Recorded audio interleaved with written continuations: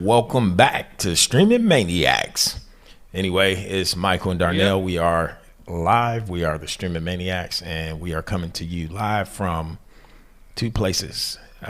One is in one state, the other one is in another state. How about that? Coming from live from Georgia and Michigan. How about Michigan? that? So, because most people don't know where the heck this town is, you know. Oh, man, I'm telling you. But it's good to be here. It's good to be live. Once again, it's Streaming Maniacs. Pardon us being tardy on today. It's all my fault. And I went live the first time, but I forgot to activate the actual platforms that we were streaming live to. Today, we are using vMix Call as we are streaming live. And so we decided that we wanted to do something slightly different today. And I'm breaking one of my own rules because I'm streaming over Wi-Fi today. I'm streaming over Wi-Fi. And I think last week, Darnell just covered why you shouldn't stream over Wi-Fi. So let's see what happens today. Let me tell you what my bit rate is. My bit rate is 6,000 Mbps. So that's what I'm streaming at. Should be coming through loud and clear, nice and clear. You can see us side by side. Let me show you Darnell by himself. Look at that. Him playing on his iPad. You know, I'm sharing. So there you go. Look at Darnell. He is getting ready for today's episode, which is all on him. Man, I'm telling you, I'm glad to put all the pressure on Darnell today. I forgot what we were talking about today. Anyway, if you all have been following the show, you know, I'm gonna start with a quick tip because I actually heard somebody else say this, and I've been saying this for a long time. You know, we call all of these things podcasts, but really, podcast traditionally is all audio content. We will be and are actually, I should say, we are available on Spotify, Apple, and wherever you find your podcast. But we will be doing these episodes primarily because they're visual. A lot of them, we're doing them so that people can actually see a lot of what it is. So if you are listening on Spotify, if you're listening on Apple or wherever you get your podcast, you want to follow our Facebook and our YouTube page. So you want to do that. That way you'll be able to catch every video episode and be able to put context to what we're talking about. The reason why I wanted to make that point, because everything today is called a podcast, right? So all of these new podcasts, and some of them are really good. I follow a few, but if you are launching a podcast, just think about the fact that you do want to have audio connected to it. It's not just video. And especially if you want to monetize your podcast, audio podcast is really where a lot of the monetization is at. And maybe we'll talk about that. Maybe not on Streaming Maniacs, but we will talk about it on Let's Talk Tech. So, which will be coming your way in June. We'll be pushing the Let's Talk Tech podcast, where we'll talk more than just streaming. We will talk about streaming, and we will talk about other tech things and people who really have done some amazing things in the tech industry. So there we are today. That's your introduction. We actually do have a cool introduction that we'll roll out for you next week, because this week it just didn't want to work for us. So anyway, it had everything to do with me. I was running late, so we got started late. We 17 minutes into a podcast that's supposed to last 30 minutes. So while you're enjoying your lunch, sit back, relax, and let's talk to Michael and Darnell, the Streaming Maniacs, coming your way. Darnell, so how's it going, man? How's it going? Oh, it's going good. We're still getting this place together over here. Yeah, my guy is still working, just got the bathroom ripped out. And so, you know, still it's getting together. Other than that, everything is well. So I'm quite sure you don't hear any sawing or anything, because I got that great Clarity plug-in operating. Yeah, talk about that, man. Your audio sounds amazing, by the way. What microphone are you using? Well, I'm using the Samson, and this is the Q9U. And then I have a ton of plugins running because of noise in the room and outside. So I have a Waves plugin called Clarity, and it basically cleans up, keeps all the weird sounds out of the thing. So the biggest mistake I made on our podcast was I activated it like 2 minutes before going. We started out kind of distorted. So today I was able to do some adjustments. I think I got it nice and clear today. Yeah, it sounds pretty good. People are always talking about, video quality and audio quality. I think you have definitely nailed it today. So good job on the audio. Oh, yeah. Hey, thank you, because you probably don't hear the chainsaw outside. Now, if I turn off clarity, you'll probably hear the chainsaws outside. A little bit of everything going on out there today. The chainsaw, like Texas Chainsaw Massacre going on. Yeah, they're massacring a tree down the street. So Gotcha. it's literally to the point where my guy could probably run the saw and it'll probably keep going. Wow. So that is amazing. Well, yeah, we had a fan going, and so we nobody knew we had a fan running because it took out the noise. oh wow, okay. Well, that's cool. So talk about that software. How did you find it? Oh man, I was just on Facebook because one thing that vMix supports is VST plugins, which are basically audio plugins that you can do different things. I have on here. Let me see what I'll plug it. Well, I don't want to mess with it now. I have one that automatically levels the microphone. I have a plugin that handles stereo enhancements. I have a plugin that does, of course, cancels the background noise. There's quite a few plugins running, and the thing is, you got to tune them, but they work great together, and it works good. I actually enjoy having the plugins. Like I said, it's enhances your audio, and if I whisper, sometimes it may bring it up, and it keeps it nice and level for us. And this is all in vMix. Wow, all in vMix. So if you are looking to up your audio game for your live stream, you might want to reach out to the Streaming Maniacs. You can visit streamingmaniacs.tv, and you can book a time to get your audio set up and configured, or your video set up and configured, either way. But that's what we do here at Streaming Maniacs. We're all about streaming and bringing better quality to your listeners and your viewers. So Darnell, what are we talking about today? Plugins was actually part of it. So while we were talking about plugins, I got a call this week. Remember, we said if you had any questions, let us know what your common questions were. So we did get a call this week from a gentleman, and his question was about scripting. And one of the things that he wanted to know was how to use his PTZ Optics cameras and have them run in basically where he can create an automation process for his cameras to run and not have to touch them. So basically preset them and then set them up to run. And so there's a quick solution that if you stay on to the end of the broadcast, I'll share with you what I told him he could do, which I think anybody could do if that's what you're looking to do. But they are looking to run a 24-hour network. And so when you do that with vMix, some additional software is required. And we just so happen to have that software. So it's a great segue for me to turn it over to Darnell. Well, hey, we do have the application. We do it all the time with Cashmere TV. It runs it. We do it for Great Faith. It runs that stream. I pretty much set it and let it run. And I tell people if it's scheduled to start at a certain time, it's going to start. It doesn't care. It's going to start the sequence and do what it has to do to get things started. So it's really a good program, and we'll dig deeper into that. But also with vMix, like I said, we're using vMix Call today, and in the facility here, I think we've gone over the set, but once we get the room all nice and organized, we'll really show our actual setup here, how things are really functioning, how we have this monitor and the one in front of me are controlled by vMix. This laptop right here, Old Faithful, controls everything. It controls what I see in front of me and what goes on behind us. And so we have very good complex setups. And with vMix Call, since we're on the vMix Call side, one thing I like about vMix Call is your setup can be easy and it can be complex.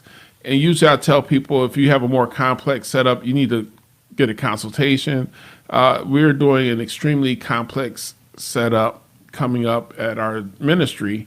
The thing is with that, either vMix Call or Zoom, the same setup applies to both. And so there's a process to setting up where if you're sending stuff out to a screen and to a soundboard, you have to do a certain thing called mix minus, and we can walk you through the process of setting that up.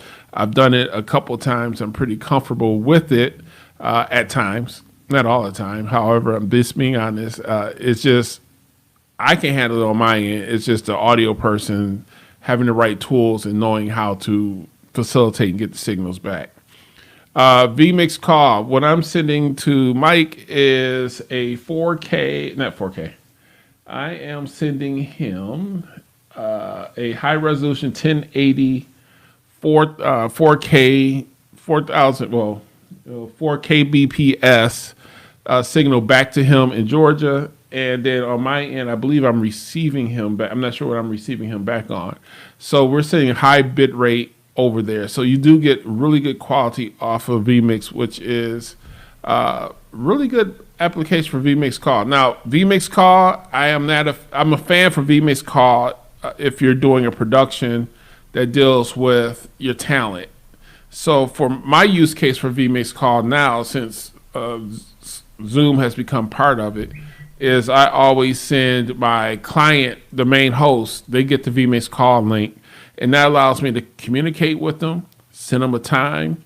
I can even send them a beep. I have a client who is visually impaired, and there's a button on my Stream Deck, and because he can't see the clock, if it gets to a certain point, I push the button, and he hears the tone. Only he hears it, and it immediately sends it out to him, and he counts down. And then if his wife is on the set with him, she sees the countdown. If it's two hosts and a co-host, they're on vMix Call. The guests are now always on Zoom, and it's made the workflow much better. That way you can keep communication between your hosts from your guests. So if you need to talk to the host about something, you can do that. I've had situations where the guest was on Zoom and the host is on vMix Call, but the host is going way off script. And I'm actually talking to the client or to the host saying, hey, they're off script. So I have my headset, I'm talking to them, saying, hey, you need to jump in. And usually they'll, the one client, he will go in there and he will jump in or stop the whole production. Because I can communicate to the Zoom people through my iPad, and I can communicate to the host of the program through the microphone through vMix. And we have a really big program coming up where we're going to establish this again using both vMix Call and Zoom in June. Well, I have a quick question about that setup. So when you are, normally when I'm using Zoom and vMix together prior to the update, I would use vMix as my external out to Zoom. So that way I can use the highest, the highest quality camera that I can, use, but sending that feed back out to Zoom. So when you're using the Zoom setup now that they've integrated it, are you still sending an external out or are you just bringing Zoom into vMix and then managing the Zoom interface through vMix? How does that work? Everything is managed through vMix. So Zoom comes in as an input, and now Zoom, to work as an input, you got to make sure you have rights. You got to make sure you have host rights because it will not work. I discovered that this week with a preset for our event that's happening at the end of May. You have to have rights established on there. So if you're not the administrator, whoever's the administrator has to give you the right to be the host. That way vMix will detect it on Zoom and keep it, will work and it'll function properly.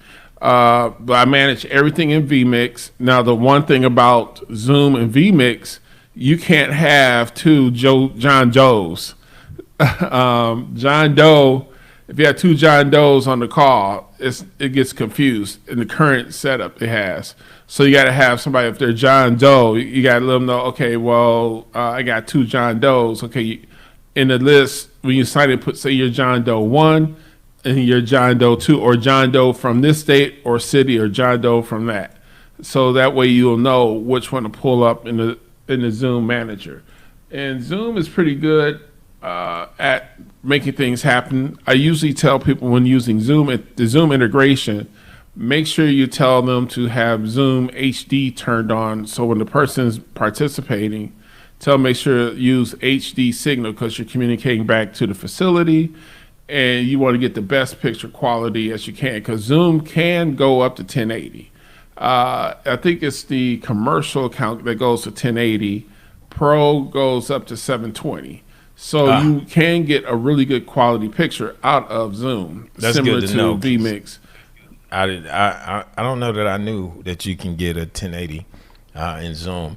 And for those, I know if you haven't downloaded vMix 27, you will want to download that because that's where you can find it at on vMix's website.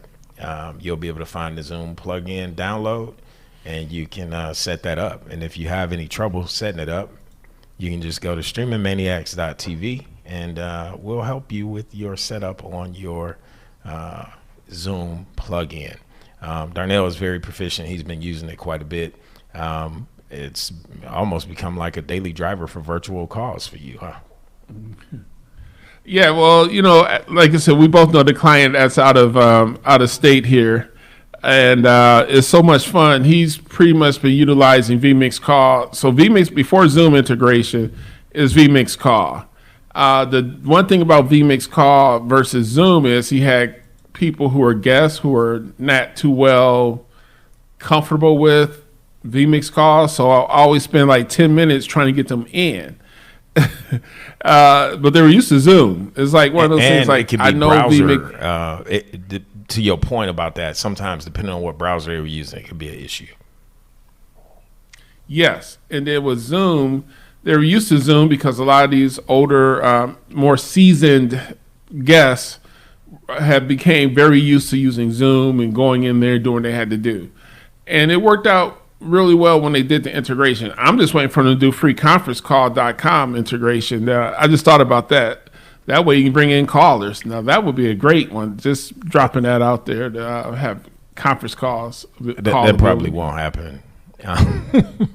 No. It's funny when you look at all of I remember when free conference call was bigger than Zoom. Like people was using that before Zoom got really popular. Everybody was using it. I think it was Ring Central is the name of the company that owned it. I'm not sure if they're the same one. And it was free. It was literally free. And now I think you have to pay for it. I'm not sure, but it's still free. You have to pay for it. I mean, technically, if you want to have callers if you have a podcast or video podcast, and you want to have a caller, technically you can still use Zoom and have them come in and then just bring in their audio. So you can still technically do that. There are other services such that other soundboards so that you bring in the audio. So we'll have to do that on the tech. Let's talk tech, because there's actually audio boards that will allow you to bring cellular audio into your feed.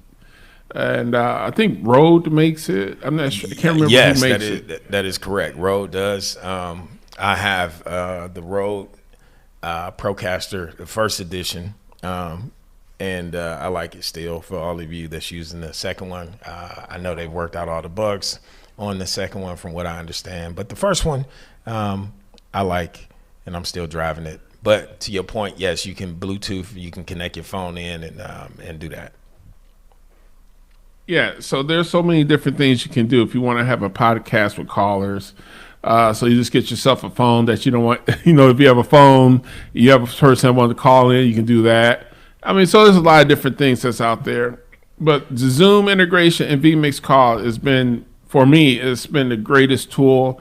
And the pandemic actually made it easier because the one client, again, instead of flying me to different states, I can just sit here at home and do productions. And I've done probably over 200, close to 200 productions just using vMix Call and Zoom. Man, that's quite a bit. If you think about the amount of production stuff that the pandemic has brought ideas and solutions for people, I think even you think about some of the tools that we have now, right? These are things that when the Rode Procaster came out and some of these other things, it was things that was probably ideas that people had, and then people had more time to create software and hardware and to develop things and put it together to make it more seamless and easy for us to communicate in all of these virtual ways.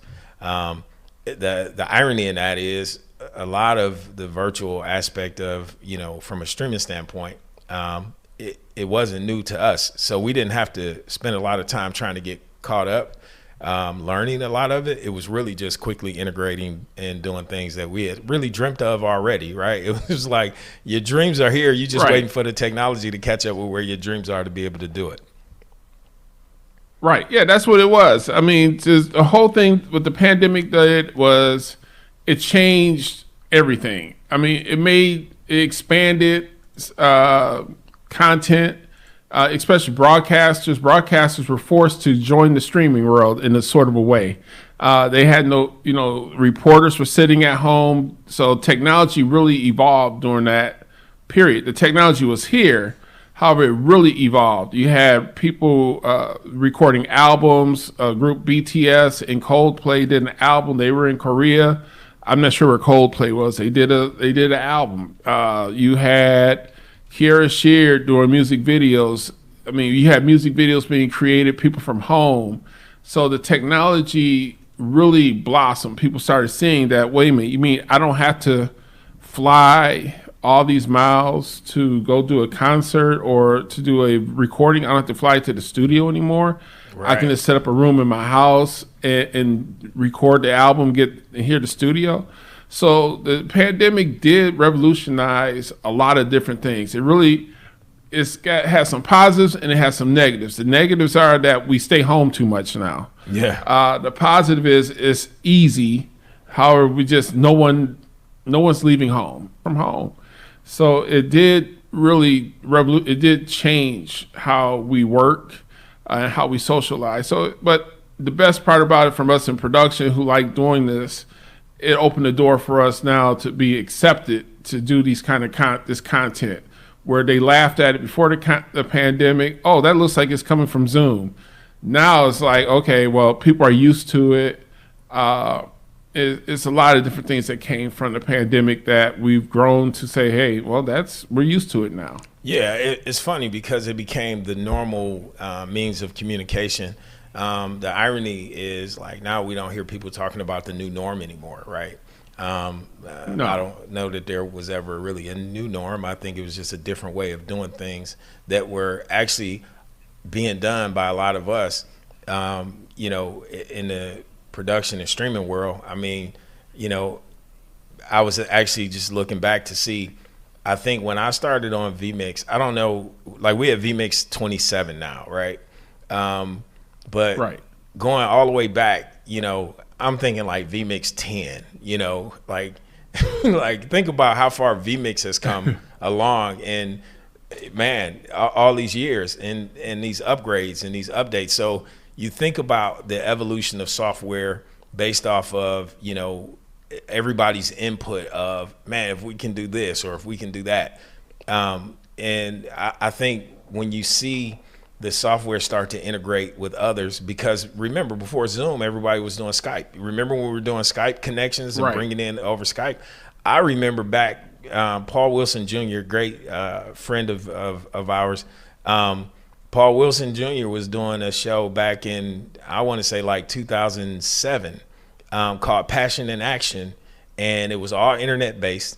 And he was bringing guests in over Zoom with a screen over Skype with a screen behind them, yep. Back then. And so I make that point to say that it's really the evolution of it, not so much how new it is.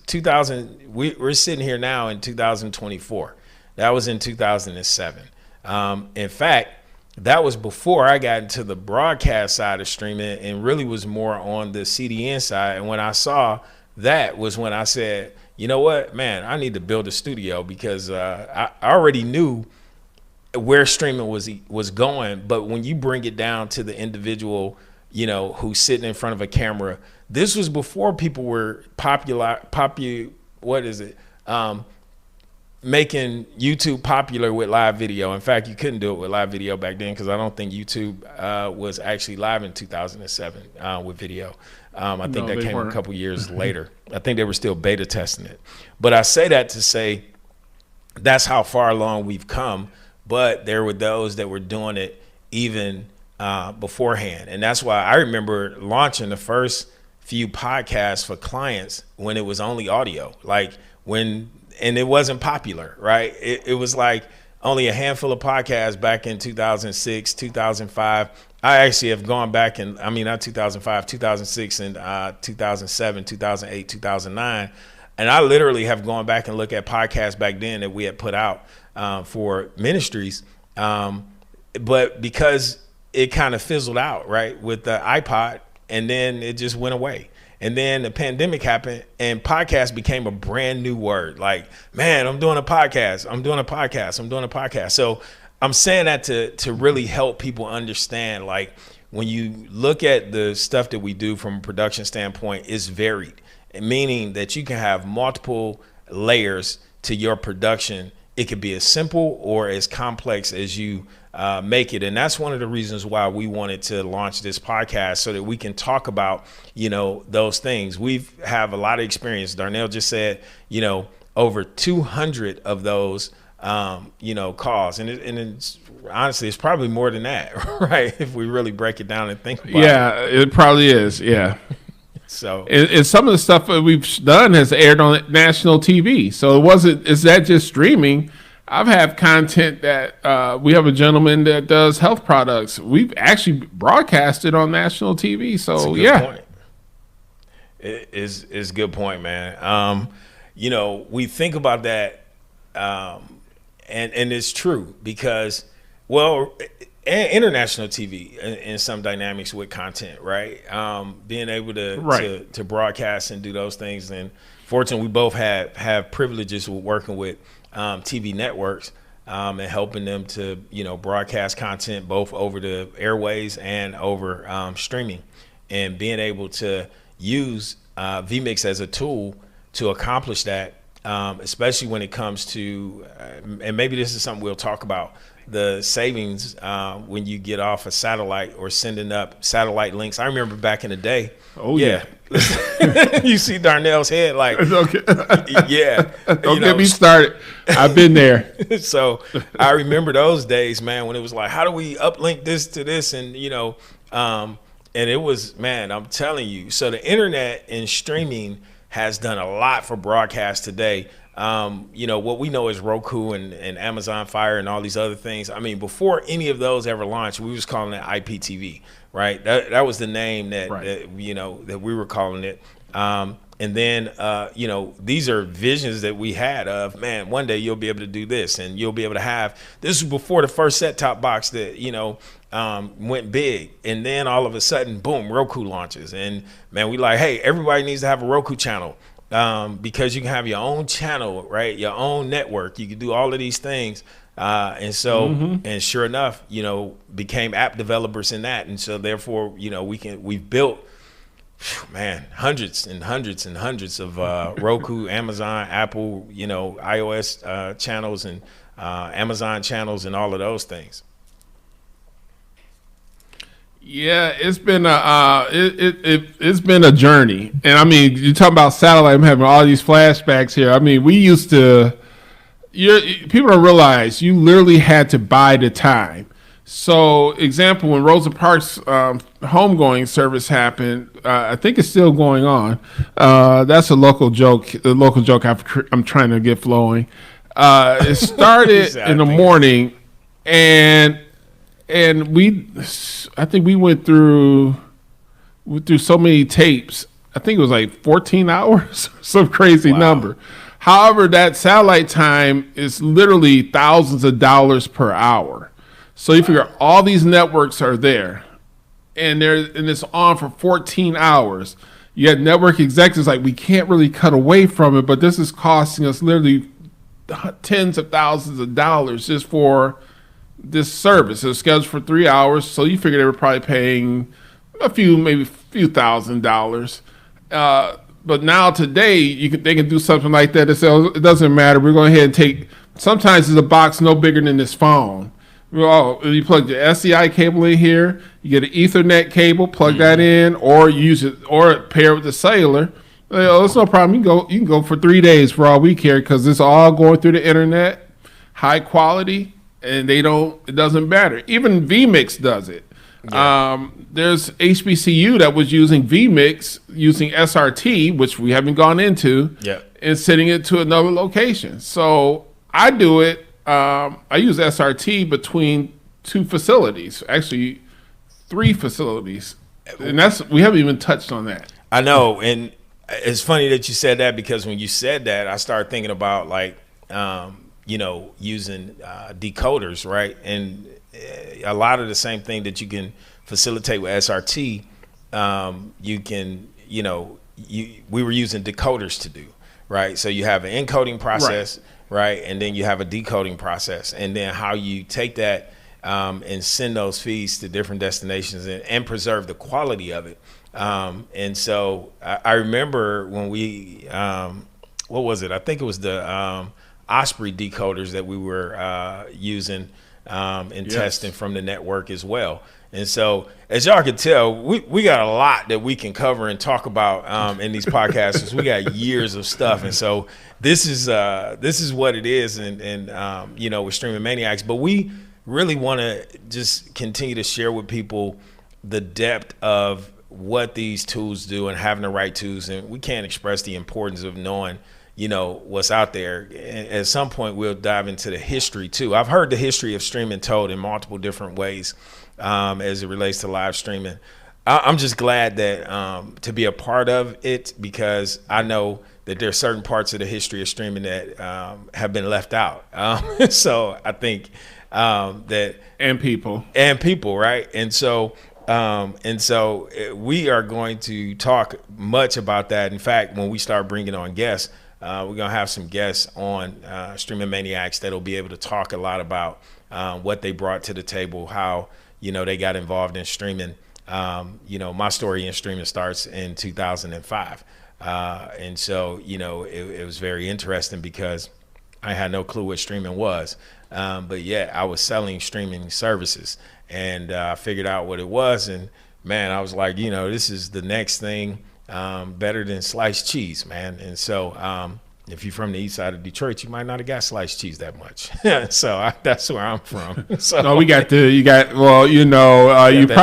the pig, that block, and there was some good, as we call it, the government cheese. And I'm here in the little town of Inkster, and I can tell you we got that government cheese out here. So yeah, that government cheese was good. I'm not don't play, man. I'm telling you. Now my streaming. Go ahead. I would say my streaming began in 1999. Wow, 1999, man. Look at that. That's when everybody thought the world was going to blow up in 2000, right? It's like, hey. Yeah. But no, people were scared of it. To be honest, when streaming began, live stream began, people were scared. Ministries were scared. Broadcasters were scared. Yep. Ministries were more fearful of it because, we won't have people coming. Yeah. And it's like, so pastors would do a lot of restrictions. Yeah. Oh, well, we'll only stream for 30 minutes and cut it off. Yeah. And so, again, the pandemic changed that. Who would have thought that pastors are literally saying, we're not doing Bible class in person anymore. Why? Yeah. Well, man, you brought up a very good point I'm glad you brought it up too, because we could do a whole episode on this, right? The fact that people were afraid of streaming, this is the crazy thing about that. So many pastors and churches were at that time trying to be on TV, but many of them didn't have the budget, right, to facilitate a TV ministry. Mm-hmm. What streaming did was introduce a way to allow you to touch more people and to do it in a way that was more cost effective, right? And today, it's really cost effective because you streaming pretty much for free, even if you're paying for a platform. Because really, in that context, if you are, a part of the Cloud Live or Light and True platform, you paying us for infrastructure, information, knowledge, because you're going to always grow with us, right? Not every platform can say that. But it's interesting because I can remember having conversations back in 2005 with clients, saying, well, people are not going to come to church. And interestingly enough, the pandemic proved something that I knew already and that a lot of people missed, which was the fact that you think that, yes, there are some people that are going to not come to church because they can watch online. There's some people that's just not going to come to church. But the biggest thing and what I wanted to point out is that what a lot of people miss is that not a lot of people actually had infrastructure access. What the pandemic proved was there were a lot of communities that just didn't have good internet.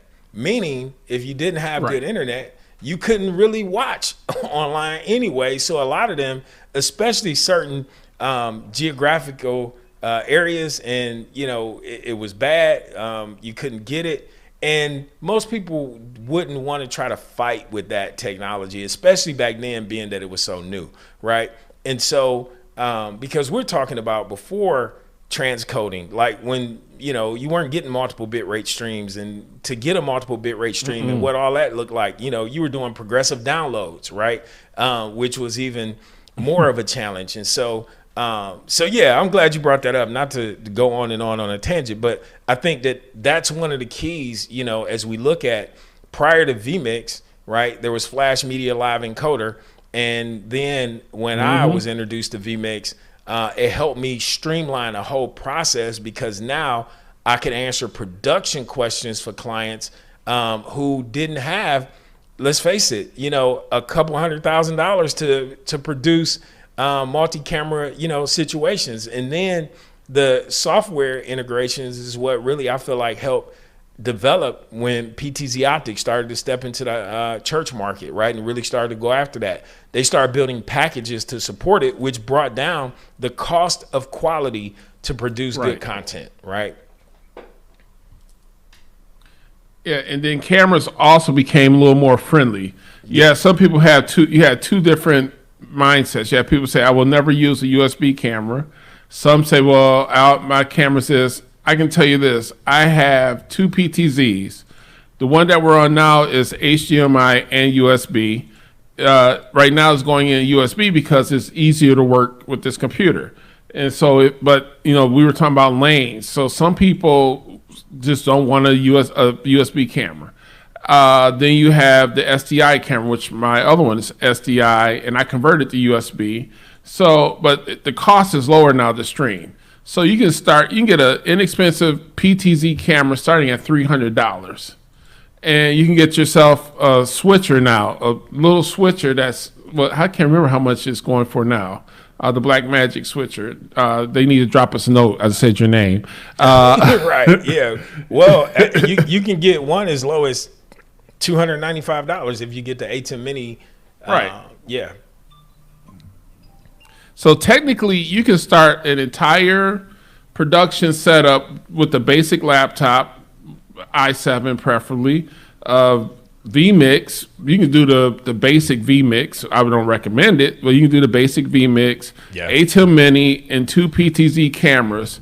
Feed the A10 Mini into your vMix computer. You have a 3-camera shoot you can probably do it for under $2,000 to be fair, because I wouldn't recommend a really low ball computer. But you can get a nice basic HDMI camera. So basically, well, let's be fair, $3,000. And you're started with 3 cameras and you're ready to go. You don't have to invest in graphics because you use the built-in graphics of vMix. You can use the laptop. So you really have the vMix is an all-in-one tool. And Martin, streamingmaniacs.tv, we like to see you. But you can start out. This here laptop, for example, is the one me and Mike tried to fix in Atlanta. I believe it's 6 or 7 years old. It just had a fluid change, as my tech guy says. He changed the paste, the thermal paste. And this is basically an i7. It's been running for 7 years. It's been retired from everyday use. So it only has one job now. So it doesn't take much. Now, I wouldn't recommend I recommend getting a computer, maintaining the computer, and that's the key too. If you have a laptop, make sure you do a regular maintenance. My tech guy who I work with suggested every 2 years take your laptop in and have the thermal paste changed if it's on all the time. If it's not on all the time, I got to find out from him what that recommendation would be. So that's something I think I need to also share with everybody, because you do have to do maintenance on your laptops. I didn't know this. I thought, okay, I got to go buy a new one. And he said, no, just change your thermal paste. I said, okay. I did it. I had him do it on my one. After the fan went out, it's been running beautifully. This one here, the fan was running consistently. He changed the paste. The fan doesn't run. It's been doing really well since that. So regular maintenance on your computers is needed. And that's one of the things I recommend too. So we can talk about the software, the hardware. However, when it comes to your computer, you do have to make sure you keep it well maintained. Yeah, and while you talking about maintenance, my opinion is dedicate your laptop or your PC or whatever it is that you're using for streaming. If you are a heavy streamer, right? Dedicate it for streaming. Like, don't do a lot of other things on that machine. I don't even recommend storing your recorded files, like, record all your files to an external hard drive, right? I think that's a better practice. This is a 4 terabyte drive, and when I record, I'm recording to it. And if you have even more than that, you might want to set up network storage with a larger drive, and we have that as well. But I also have a whole streaming platform, so I got plenty of storage. I got cloud-based storage, so we have all of that available on our platform as well. And then when it comes to recording, I recommend if you're in the situation, if your laptop, like in the case of this one, the battery is pretty much gone. That's the only thing that's really gone with it. The battery doesn't charge. So I recommend fault tolerant recording. So if the computer cuts off, and also if you have a desktop, use fault tolerant if you don't have a battery backup on it. Because if you're recording and you lose power, it's gone. Yeah. I'm glad that you said that about the fault tolerant recording, because that actually made me think about when you're streaming, if you're using vMix, when you go into your settings, when you go into your record settings, you'll see an option to check fault tolerant. But another thing as well is when you are streaming and recording, my recommendation is that you use the hardware encoder. You'll see that option as well. And so generally you'll render better files. It puts everything in a more less, I guess the best way I could put it is to simplify it, is it gives you less vulnerability in terms of your files being corrupted. And sometimes you can have files that you record, but they don't go as well. But speaking of recording, Darnell, I know a lot of what you do sometimes is you're recording increments of time. With vMix, you can record a file, as little as every 1 minute and, every 5 minutes, 10 minutes, or what have you. I actually started to do that after seeing you do it. But explain what, obviously it gives you multiple files, but talk about one of a good reason why you might want to record in increments of time as opposed to recording it all together. Just in case you do a long event, you have it. If you have a failure, if you're not in fault tolerant, if you're doing every hour, at least you have it. And it seamlessly stitches. Now, I can tell you a use case where we're actually literally doing this.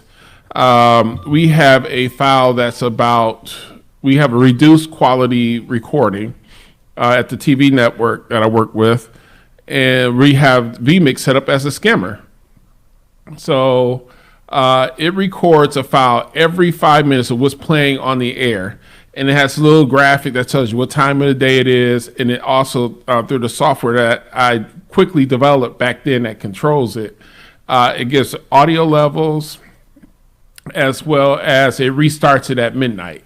So it gives us a new 00 file every day at midnight. And so we had a situation where I got a call from, oh, we need to go in there and see, somebody wants to know if their program played. So I just get the time and the date, go scroll through the 80-something thousand. It's like 8,000 files per month are created. And so I go find that date, and I just pull that 5-minute clip, and I email it to them. And that way the client can say, oh, my show did air. Yes. So we use it for skimmers. I've had situations where we have an upcoming service coming up, and I'm going to set it for every hour because it's a prayer service. And so we want to have it in 1 hour blocks on the main recording computer. So depending on if it's a 24-hour event, you want to break it up into hours. It's nothing like trying to feed a 40 gigabyte file into your editing software. It does. Some editing softwares do not like 40 gigabyte files. Just let you know that.